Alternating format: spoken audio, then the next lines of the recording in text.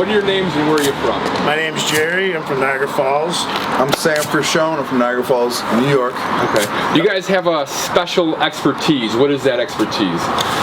Probably, I would say, about 8 years ago, maybe a little bit longer, we started getting into... Oh, yeah, much longer than that. I think it was a lot. Yeah, it was actually slightly after my grandfather 15 died. years ago. I would say about 15. So, started getting into, like, the history of this particular group.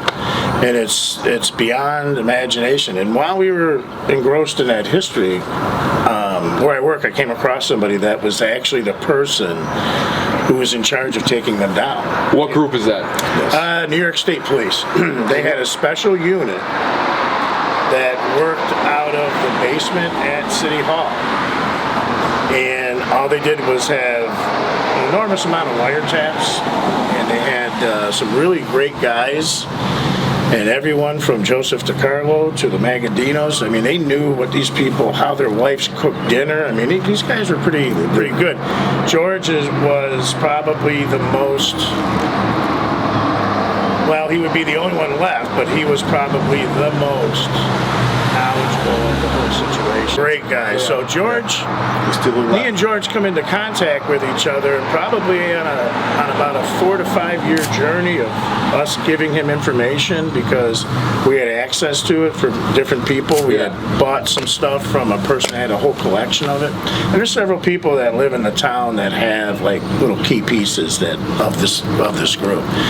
But he really started to get all the pieces together with some of the stuff that we know. And everybody thinks that this is some side group. This was the group. I mean, those groups, those 5 families that were in New York City answered to this man. So, which is amazing because everything you've ever known, everything you've ever watched in movies and stuff like that, all focuses on Brooklyn, Queens, and New York City area. But understand who the biggest guy, they called him the boss of bosses, Joseph Bonanno, was this gentleman's nephew.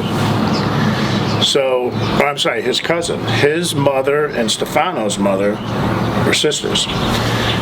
He's the one that brought Joseph Bonanno here. So even when you start to get onto that bit of the information, now you understand that everything you've ever written or anything that's ever been written has been tailored to that New York City story. New York City sells. Because New York City sells. I mean, here's a guy that lasted... controls the whole world from Buffalo and Niagara Falls. It doesn't make sense. Now, every time you turn around, you hear about Vito Genovese, this guy, that guy, always getting arrested, being picked up, brought to Manhattan courtrooms.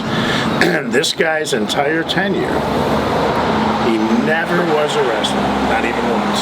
And he was at Appalachia, but he knew not to come out of the house because they didn't have a warrant. By the time all that stuff occurred, that's when they boogied and split. But George was such a wealth of information on all that you just couldn't at that point. Now you understand, because you live around, you thought, oh, this is the big guy. Yeah. But he was the guy. The commission was put together. There used to be a place called the Hippodrome on Pine Avenue. On the second floor is where they decided that they would come together and say, if something's going to go down, we have to all agree to it first. They formed that group there.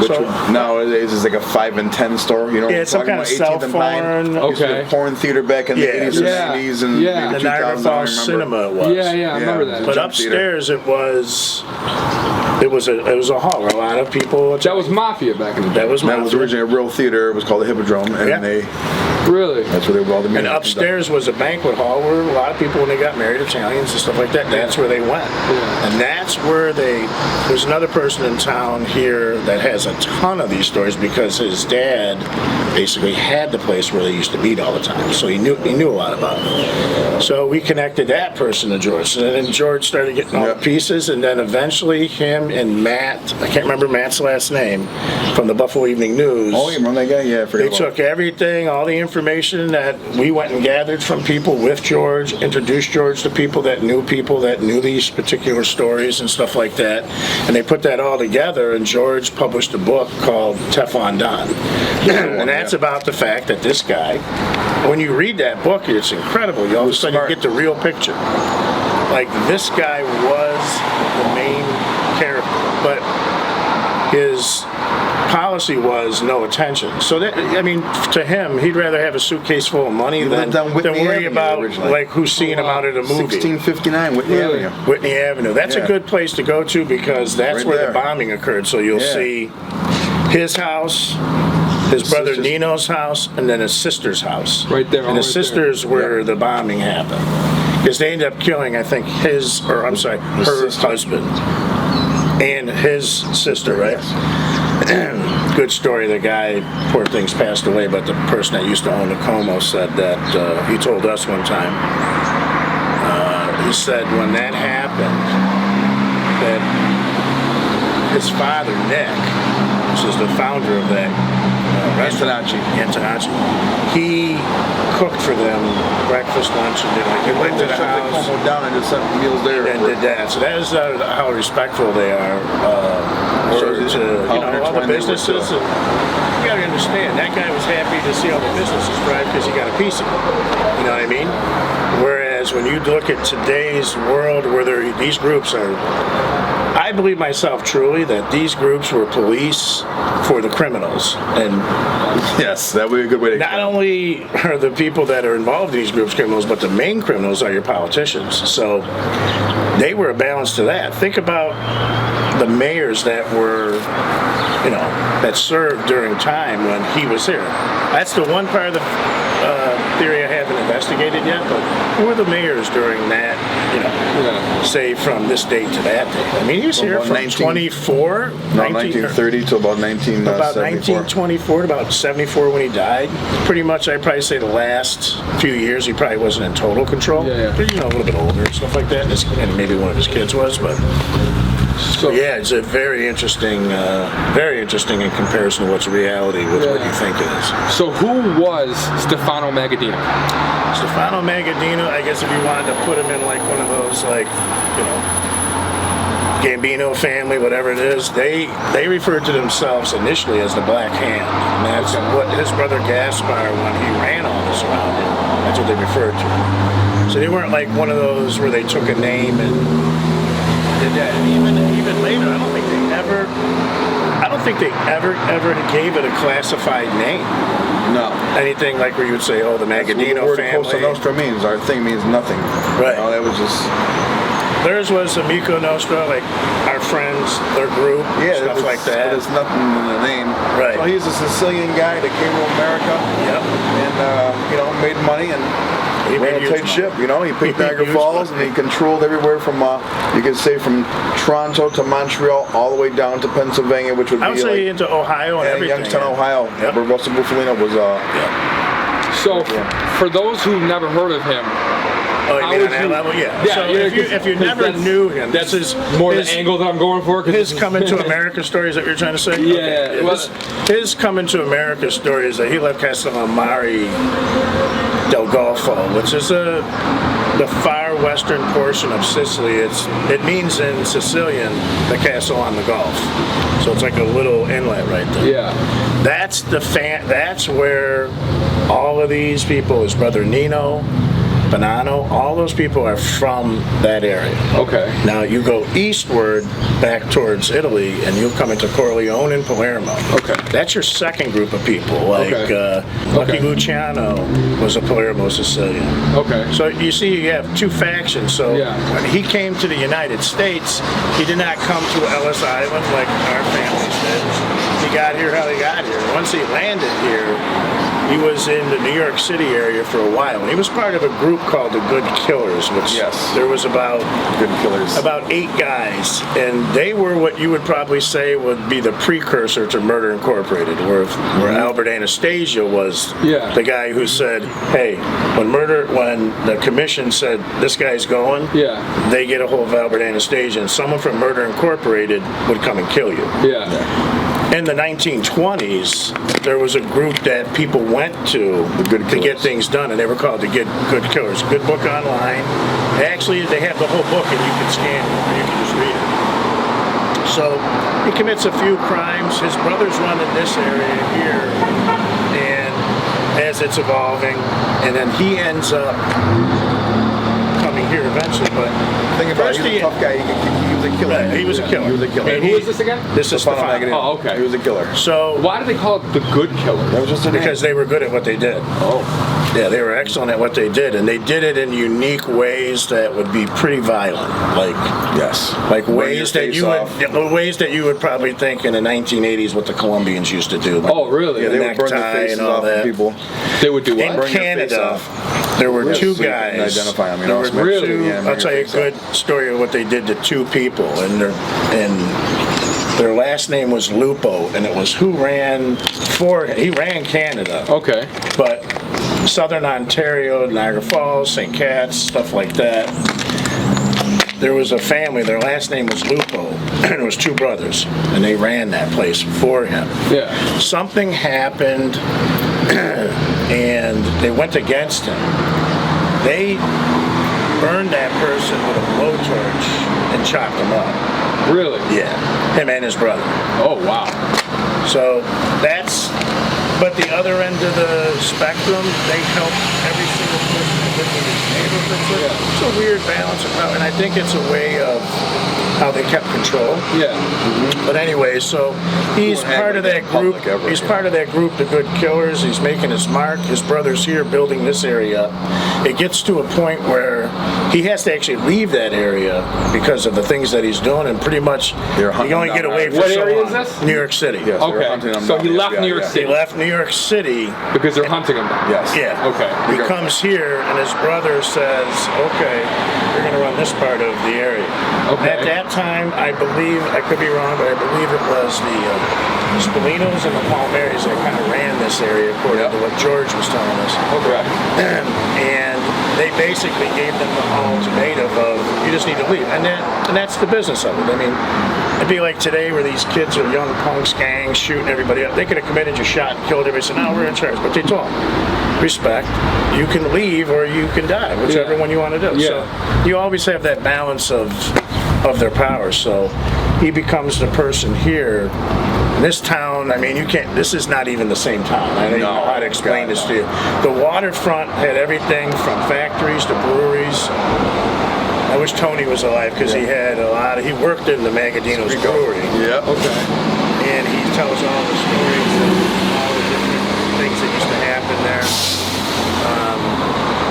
I know one story they used to tell, the guy that was the accountant. There was an accountant at the brewery that the Magadinos, well, they didn't own it on paper, but they owned it. Yeah. So this is a lot of money for, say, like the 1930s and 40s. Yeah. The guy takes the take for the day, which is like $600 or $700. He's got to bring that to the bank, so he's walking up this street right here that we're on. Okay. Niagara Street, yeah. Niagara Street, but he's down to where there used to be a bridge that And a power canal used to go through for the power plant. Yeah. He does whatever, has someone beat him up or does it to himself or whatever, and says he gets robbed. So he has to tell them that he lost the money. Yeah. So when he tells them they lost the money, the other brother, John, or Giovanni, however you want to see it, but he told him, so you got to remember, he had like 4 brothers in this area, Magaddino, Gaspar, his brother Nino. Okay. Yeah. But they told him under no circumstances, you need to bring that money back, and then you need to disappear. Yeah. And he did. So there's a million of those little accolades and stories, but it's just incredible that this has not exploded to where people in the movies would say, "Oh my God, I got a new story." Yeah. Good movie. Well, they know the truth. They know the truth. And I think it's one of those things where you've been in the wrong direction for so long. How do you write it by telling this story properly? You know what I mean? So once he gets here, he becomes this person who was a very powerful mind. So he was an organizer. Okay. And that's where he came up with all these ideas of like, what are we doing? Like, what are you having like this huge war between each other? We get to a table and then we'll decide how it's going to be. Yeah. And it's kind of like when you see in the first Godfather, after they kill Sonny Corleone and they kill the other guy, and then they all have to get together. They said, look, we all got to sit down and talk. Yeah. That that situation is what these guys came up with. And someone like Francis Ford Coppola knew that as part of, because he's a huge buff on this stuff too, obviously. But he knew all about this guy, and he knew about all the different families. So he. So there's good move. Another the book The Sicilian. Another good one is Honor Thy Father, which is about Joseph Bonanno, and then indirectly you see Nino Magaddino, Stefano Magaddino, and Joseph Kennedy, because you got to remember they were part of that triangle for the smuggling. So they are mentioned in some obscure Kennedy history books. So when you talk about somebody, a figure like Stefano Magaddino, was he low level? Was he just he's probably what you would call the boss of bosses. The highest level. The highest of all mafias. Yes. He'd be like the president Initially, really? Yes. I would probably say you could not place the president of America. I would say so. I mean, you couldn't place him on a higher pedestal. You can't take someone like Carlo Gambino and say, oh, he's equal to him. No, it's like this. Really? You got to remember those guys. You got to remember he came here in the 20s. I mean, the guy was huge in the 30s and 40s. Imagine the money they made during bootlegging with the Kennedys, and then when the war came. If you ever look at some of the old cartoons of the commission, he's in the picture, but nobody knows who he is. He's always sitting in the center where all the rest of the guys are sitting on each side of him, of the Mafia's commission. And that's how important he was. He was the main man. He's the main man, but he liked that. He's never identified. He's just drawn there. So I saw an old FBI like a family tree, if you will, of the La Cosa Nostra, and it has Lucky Luciano at the top, and it has 6 of the bosses, and this was the original La Cosa Nostra. I guess the bosses, right? Yeah. And you see 4 of the bosses are in New York City. One of them is Al Capone, and one of them is Stefano Magaddino. Correct. And it says New York City, Chicago, and then Buffalo. Now, all you ever hear about in Hollywood movies and documentaries and TV shows is New York City, New York City, New York City, Chicago. That's all you ever hear when you hear about Mafia. That's all the cool murders happen. Why don't you ever hear about the Western New York Buffalo? Because that's Hollywood, Hollywood. What sells? I would say that not shooting Buffalo is not shooting 12 people in a gas station with a machine gun is more exciting than simply running gambling, prostitution, and making money every day. That doesn't sell in Hollywood. Plus, and if you acted like that, if you became flashy, like a John Gotti or one of those type of people, I bet they'd eliminate. These guys would have eliminated, or they would have told you, if we see you involved in anything again, you're going to have to go. Yeah, you live by the policy, you never shit where you eat. Okay. And that's simply to say, you know what I mean? Because this was his hometown, so he didn't really conduct any really out-of-hand business. I don't think you'd ever look at that person's either texting or, there you go, you woke up, thank you. Now they're gunning it through the light. All these people are like, that was pretty much the philosophy. Never show what you got, never shit where you eat, So I think it still plays on that fact of him being Teflon, meaning they didn't have phones in their houses. They didn't allow, if the federal government was going to come in, they were going to come in as like a repairman and try to lay a bug. They were not going to get into those people's houses. They're very smart. George is the one that can tell you some of the idiosyncrasies of their daily adventures. Yeah, and these people, just so you know, and they spoke a lot of gestures. They work a lot harder than we did. These guys got up in the morning. Some of them, like the place that this guy used to get shaved every morning was on 19th Street. When you say this guy, Stefano Magaddino. So when you say Stefano, that's what you're talking about. Okay. So when he would get shaved on 19th Street at a certain place. Okay. Then next thing you know, they're eating breakfast here at, say, like the Wedge, and then they move on to. These guys work till 6, 7 o'clock. They work from morning till night. There's one thing you can say: they weren't lazy by any means, but that was the all-day hustle. What you did all day. Somebody heard something, you went and did it. And George can tell you some unique stories where they knew, like, they had wiretaps on different people, so they said an entire truck of furs got stolen.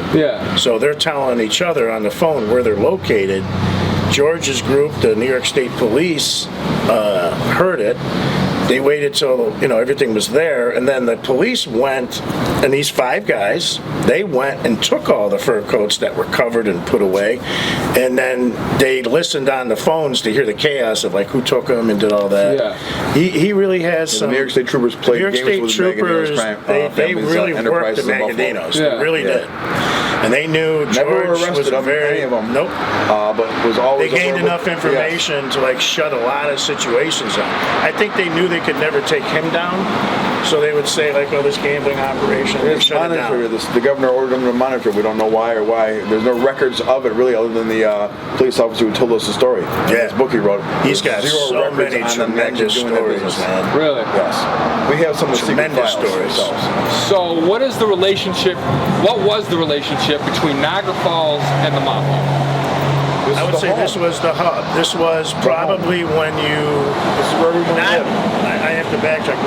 Not if you were a Hollywood type person, and I mean that in the sense that you're looking at those 5 families that were in New York City and the really articulate or really unusual or unique type of murders that they do. I mean, nobody shot somebody in the head 3 times and left them in front of the coma like they did in Sparks Steakhouse in New York City. But they did do some. They did do some of that stuff, but it was my father not. could tell you stories. It was not where you were. It was a published thing. Where it was like everyone in the United States knew that X number of people were shot to death in a gas station in Chicago. Yeah. Everyone in the world knows like this is where John Gotti sat across the street and watched Carlo Gambino or Paul Castellano get killed right there in front of Sparks Steakhouse. So this town had those things go on, and there's some good, unique stories of after Appalachian when he came back. After that, the Mafia took a hit because now it's known that they weren't. Before that, they just thought it was all these rogue groups like how gangs are. Yeah. That's when they said, "Uh-oh, these guys communicate." Yeah. Everybody from Kansas City to here was there. And what's interesting, I don't know, do you still have that? Yeah, I got all that stuff. We made photocopies of the police report. George gave us a police report. The actual one from where they made the arrest in Appalachian. Yeah.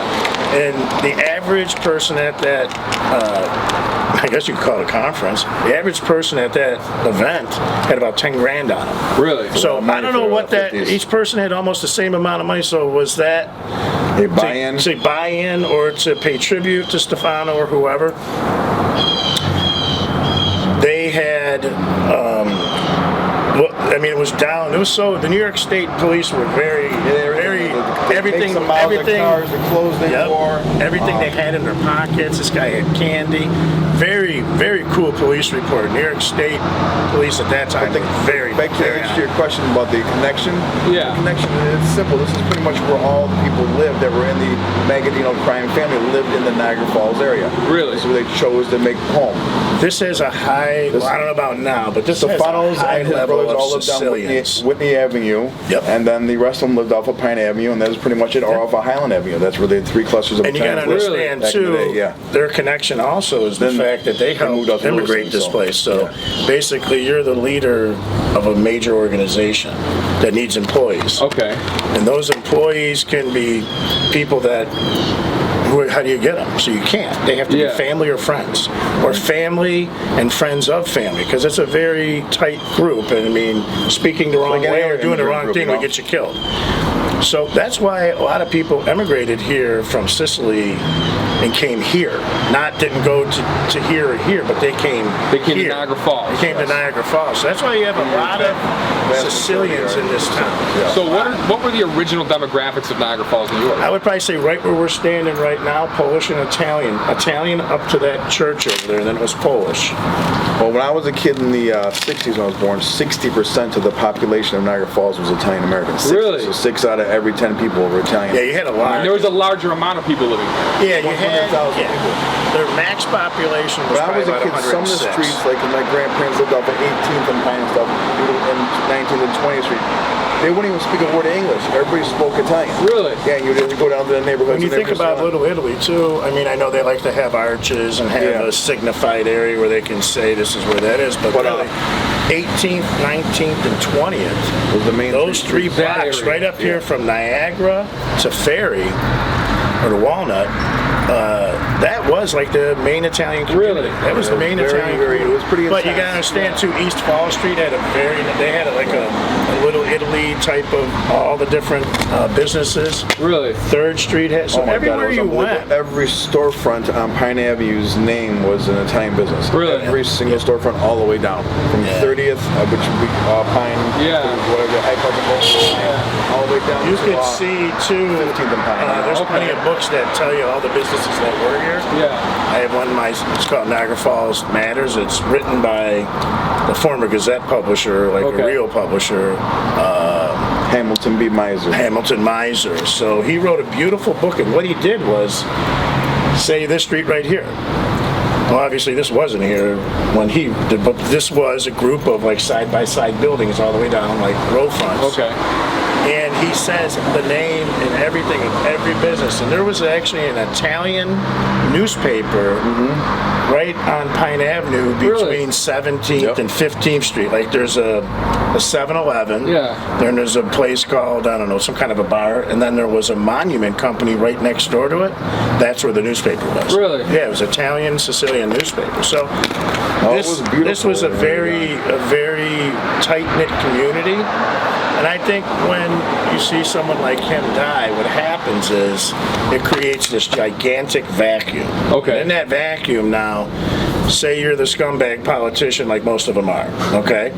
What ends up happening is the dirtbag in City Hall now, you don't have to answer to you anymore. You're Yeah. dead. Yeah. And then nobody, in a really odd way with him, nobody was like that person was like, boom, here's the person that stepped up, because his brother Nino was already dead. Yeah. His son Peter, I think, didn't want anything to do with it. And so I think basically that vacuum that occurred allowed these dirtbags in political places to rise. Plus, what put And that's just not business here. was technology. That too. If you're going to be in They the didn't mafia, have any if you're gonna be technology in the then. mafia now, you're forced to do like some heavy-duty jobs. Like you're going to get your hands bloodied. You know what I mean? Think about in The Prior to that, you Godfather could when they do throws the stuff. gun on the ground. Today, if you left that gun on the ground, Yeah. they'd be at your door in an hour. Yeah. So it's different. now. You know what I mean? It's different. The Everything. technology. The phones, you get wiretap, the internet, remember he everything is died a in, GPS tied to your butt. You know what I mean? You can't go Yeah. anywhere without Yeah, he anybody died knowing. in '74, so there wasn't even. I mean, the internet didn't have it for 20 years. Now, was he murdered or? No, he had a heart Old attack. age. Died of an old age. So he lasted all the way from his All the way. beginnings, all the way Never- through. and Was never he? went Did he to ever jail. go to? He never went to Nope. prison. No, never got That's why arrested or George convicted for wrote anything. that book, Teflon Don, because he was the guy in New York City. What did he have? 7 court cases, and his excitement. Lucky Which guy Luciano was got that? thrown out of America. Right, John Gotti. His okay. excitement was being that cool cat in a suit in the courtroom and beating people. Yeah. Yeah. This guy's idea was never be in the courtroom. Yeah. And you'll beat everybody. And that's what he did. Kept a low profile. It's a different situation, different. Technology took everybody down. These, you got to remember, these are the old men, the old guard of those organizations. As those groups, think about these groups in the 70s and 80s. Okay. They got into cocaine and all that. These guys would, you're if forced somebody to in the do dirty group got stuff, into you know? that Oh. crap, I mean, they knew gambling, prostitution, and numbers. The police, what are they going to do? So what were the main crimes of the mafia in this Those area? 3. I would say that your main situation was gaming. They Loan used to sharking. have several people. They used to walk the Italian neighborhoods, knock on the door, and play the numbers for the day. Yes. Really? It's really. There's a bazillion really Gambling, old world stories. Prostitution Yeah. was Prostitution was huge. You'd also And your numbers, and all that numbers game every day made a ton of money. loan sharking. So for people who don't know what numbers are, what is that? Numbers are Yeah, like numbers, they come you like script, you know like numbers you buy at the lotto? it'd be today's lottery. Oh, okay. That's where it came from. The number you played was 333. They invented it all. They invented it all. Yeah, they knew what the number was going to Really? be before Yeah. it went out. Boxing And- squared was going on since the 50s. And Really? Oh yeah, forever. that's the numbers You know what I mean? game. So that's the Oh, numbers okay. game. It's nothing Gambling's a totally different situation because it's gambling, Yeah. cards and tables. And then you have there was prostitution. I probably say that was their Gambling main parlors around thing. here all over the town. When we were And kids. the ultimate game of any of these groups is protection. So Okay. you own a business, whatever that business is right there. They knock on the door or tell you, this could be a rough neighborhood.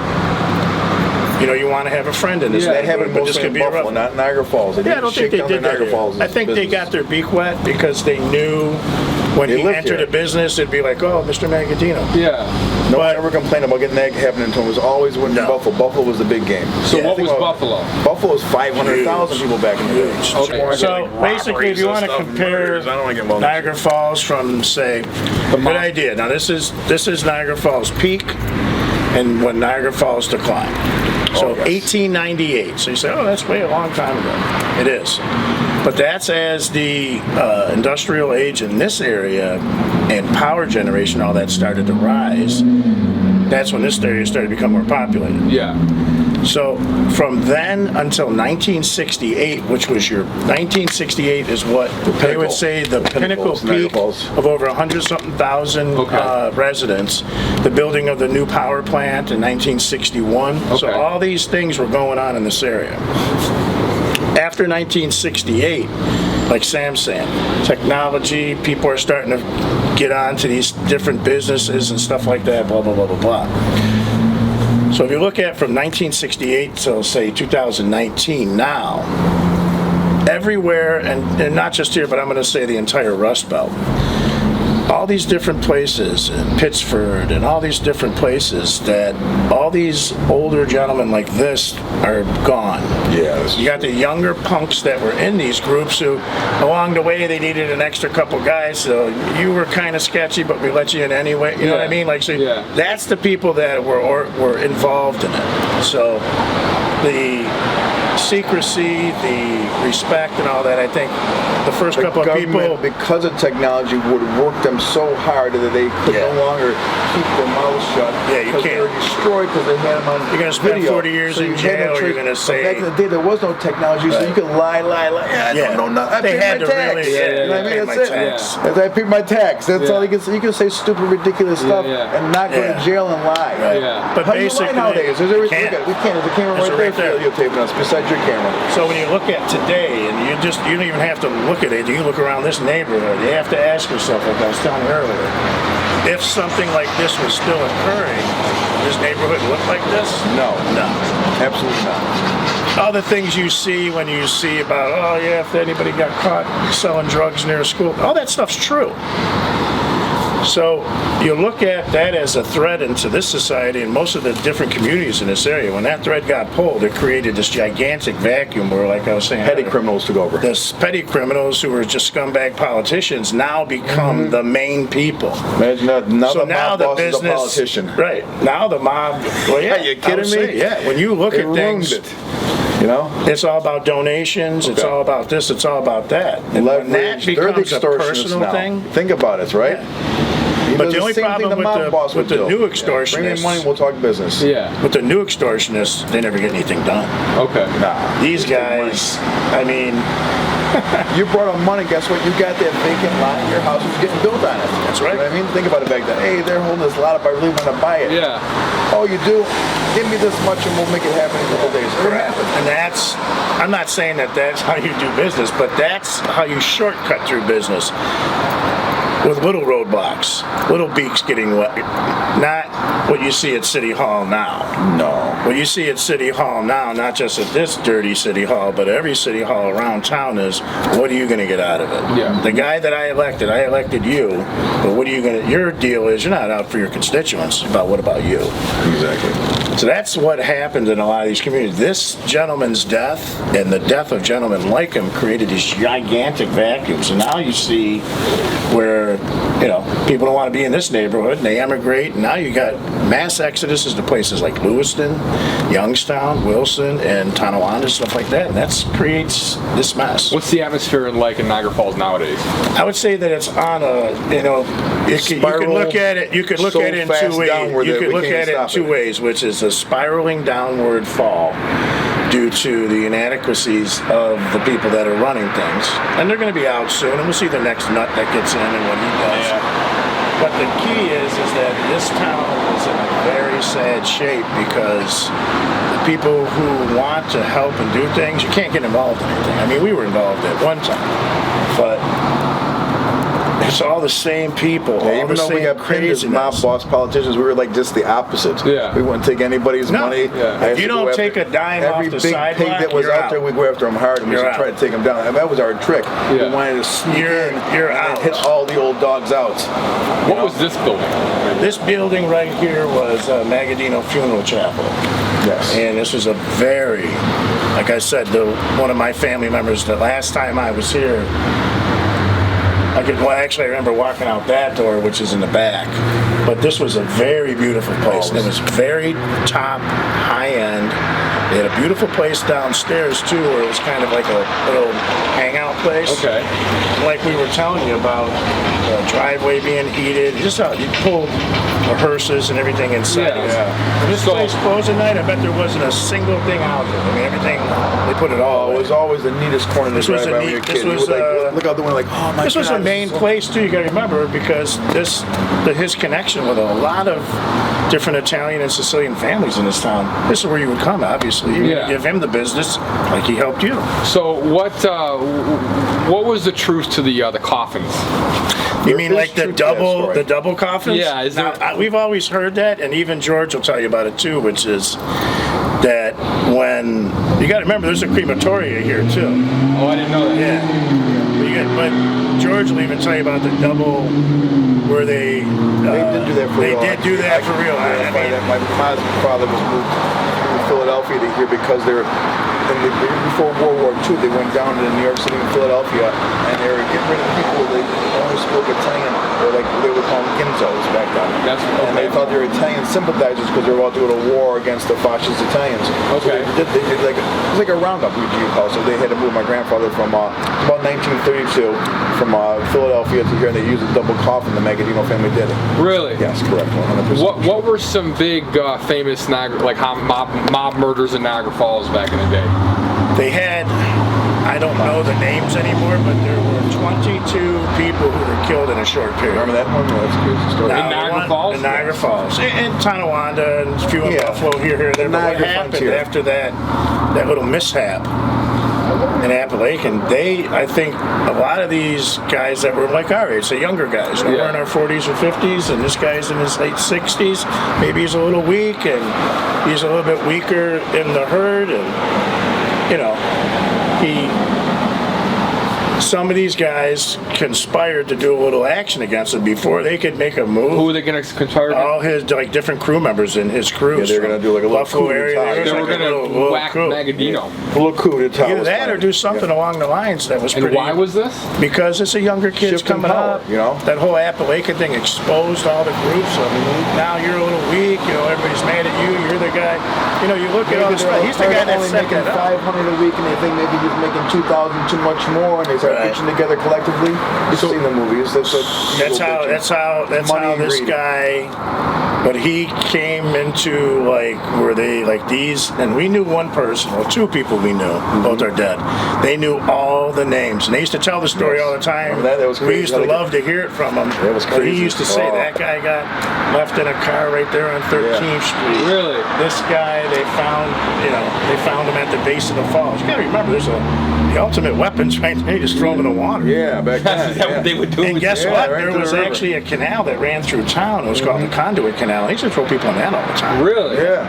When it's a good one for you. Yeah, right by the Gazette. They decided that they're an urban renewal. They decided, and before that they were going to redo this whole area. So they filled that all in. Okay. But before they did, obviously you have to drain it.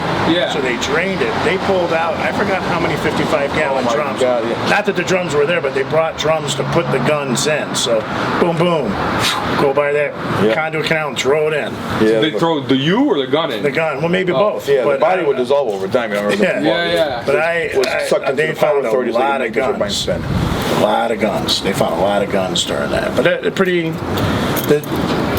the area that's down there was so beautifully designed. Second in Niagara, and you drive past all the time. There's like a stone railing of a bridge. If you look to your left, next to where Smokin' Joe's little thing that goes, the thing you hang on the rope and slide. Yeah. Yeah. You look carefully, you'll see a concrete railing. That's part of the bridge. The bridge railing, and there's a park where it sinks into the ground. That's where the canal went through. That's where the park sinks into the ground. It went at an angle right to the water. Yeah. It's on 3rd and Niagara, right next to the end of 3rd Street. Is like the little park to the right. Yeah. If you park on 2nd Street, kind of walk over to Niagara between 2nd and 3rd, you'll see that what he's talking about. It's like a little park, and that you can see a lot of it sinking. Part of the canal ran through there, and the canal ran through this. So they found a lot there. So when Magaddino died, he never passed on the torch? There was nothing to pass on. I don't think it worked like that. I think when went he to died, Buffalo, and it just got taken. It gets taken over. I think it just, as through attrition, had becoming stronger. Like Sam had mentioned, Russell Bufalino. He was not a son, but he was in Pittston. Was it Pittston? Oh, Youngstown, Ohio. Youngstown, Ohio. He ran basically Ohio for Magaddino. Like I said earlier when we first began, Magaddino was not like this uneducated bumpkin who just happened to be a good killer. But through his savagery, he became this massive guy. Yeah. He was actually a very thought-oriented person, and he was illiterate. He was illiterate, but he was extremely intelligent. Yeah. So you write his name in cursive. We have to have an operation on the level that he had, to have no education, I mean, to have the business sense that he had, incredible. And before he died, George will tell you this. You know what their big industry was going to be? No. Car parts. Really? They believed in car parts were the future. Stripping of the cars world. and reserving the good parts. Stripping them, selling them, robbing a place, like going to a dealership, stealing all the parts off cars and reselling them. Yeah.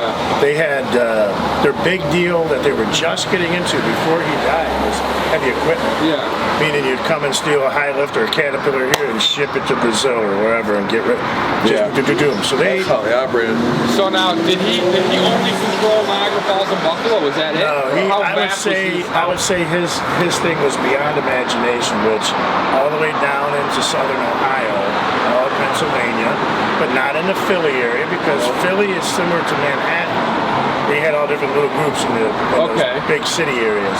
Far east. Any place that was not New York, heavily populated beyond like a Buffalo, Toronto, Montreal, that part of it. So from Montreal all the way down to Toronto, all the way down to Buffalo, Niagara Falls, and then still past all the way through Pennsylvania and down into Ohio. Yes, correct. That's how much he controlled from right here. Right here. Well, from right on 15th Street. 15th Street.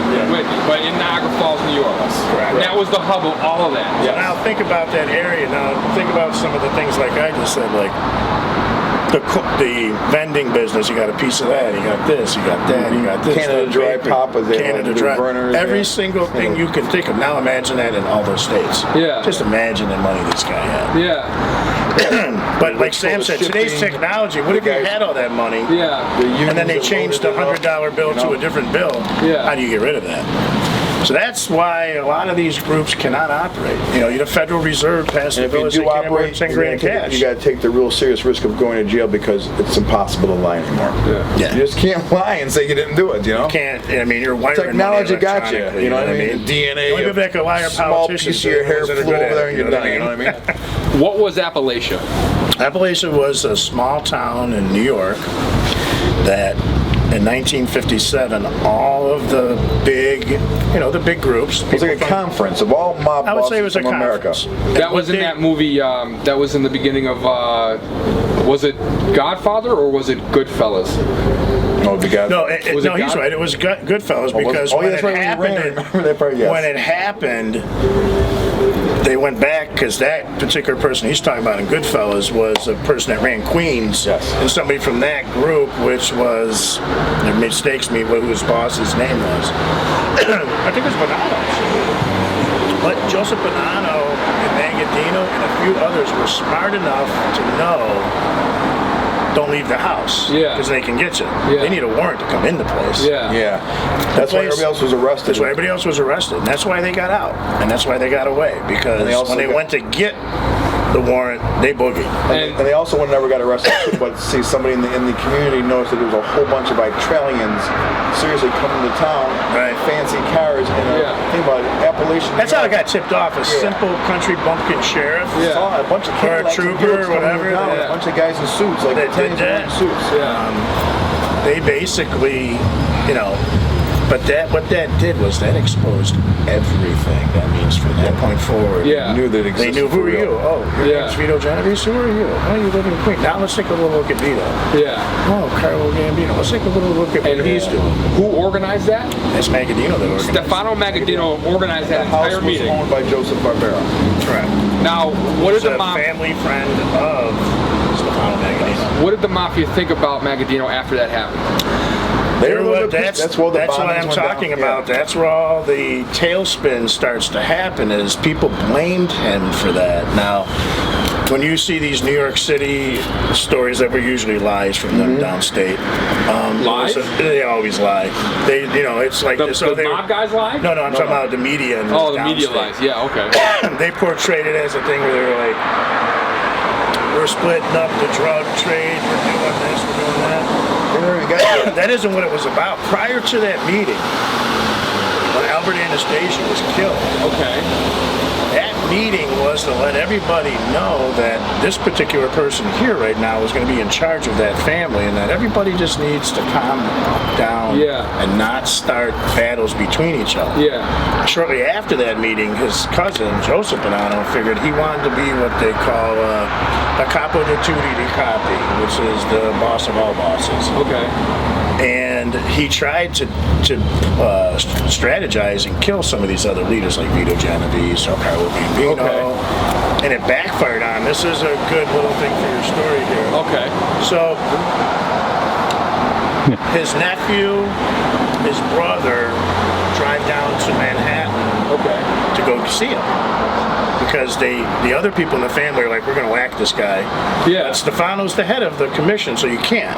Yeah. Lucky Luciano at that time was deported, so Stefano was the main leader. So he you're controlled telling me that board. Stefano Magaddino was the leader of La Cosa Nostra? Yes, 100%. Or that group that they called the commission, which was all the different He people. was the leader of the five leader. families of He was New a York. leader. See, he's a leader. See, it's called the five families of New York, but they didn't ever tell you there was one that was from Buffalo that was actually in charge.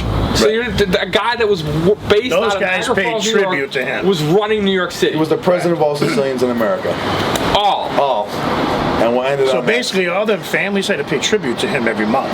Why is this not in movies?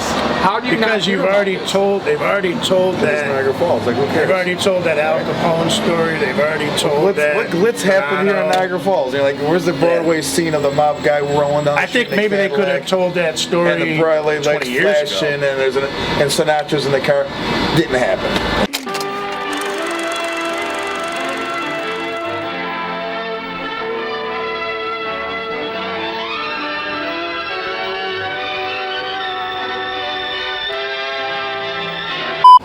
Guys, I want to thank you. Thank you very much. Yeah, man. Great definitely. talking to you. Joe. Absolutely. Okay.